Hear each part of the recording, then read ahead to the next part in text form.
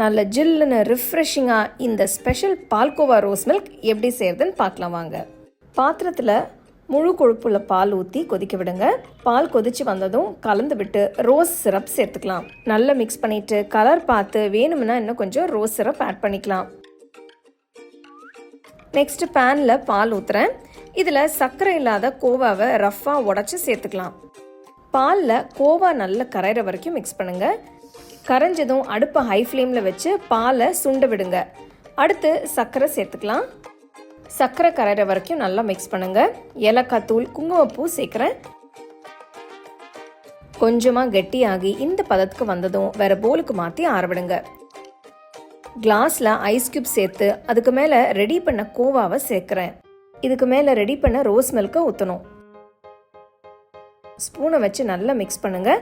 இன்னும் கொஞ்சம் rose milk ஊற்றி ஐஸ் கியூப்ஸ் சேர்த்து மேலே கொஞ்சம் பால்கோவா போட்டு நல்லா ஜில்லுன்னு சர்வ் பண்ணி ரசித்து குடிங்க.